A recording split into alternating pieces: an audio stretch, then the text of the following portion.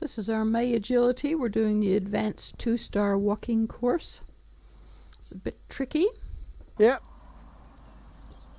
And the very first obstacle was to send the horse through a gap higher than the horse's withers and at least 2 meters long, while the handler keeps her feet still outside the center of the gap.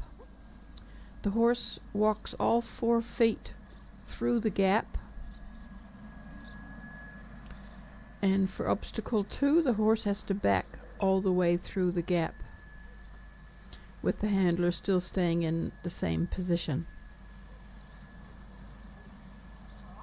The rope can get to be a real pain when we get to these complex obstacles. They're much easier to do at liberty. And it's not always easy to set the course out so that everything can be seen clearly from one camera angle. So every month is a little bit of a new challenge, which keeps it all very interesting. Now we're heading to obstacle 3, and we're just getting ready to get into position to send the horse through the May arch, and the handler follows behind the horse. So I'm asking her to walk on through, and I follow behind. Brings us to 4, where the horse is sent ahead to wee 5 markers, and the handler stays at the back of the horse. And that's our 5 obstacles weaved, which brings us to number 5, which is a rail on the ground. The front feet go over the rail and we halt and then side pass off the rail. I was very pleased with how she did that without touching the rail at all. It's easy to clip it with her feet if she goes a little bit too far forward or a little bit too far back. Now we're setting up for obstacle 6, where we have to turn the horse and then back her through the scary corner, and we're going to go through the scary corner together.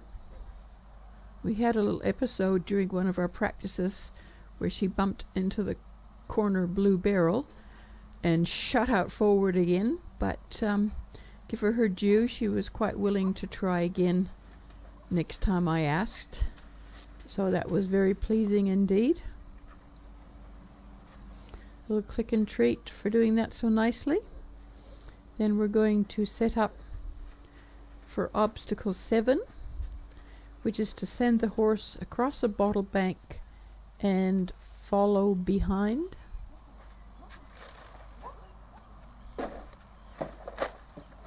Which she did very nicely there.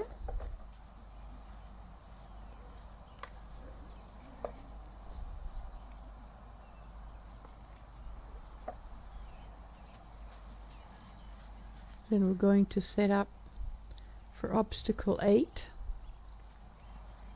which is a raised pole and a halt, and step only the front feet over the rail with no extra steps before the rail.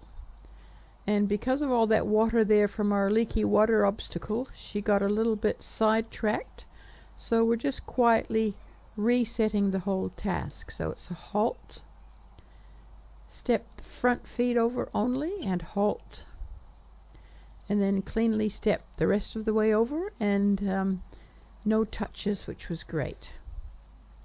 For number 9, we're going to back the horse through the curtain, so I'm just asking her to turn around before we get to it, and we're going to back through the curtain, and the handler follows the horse through the curtain.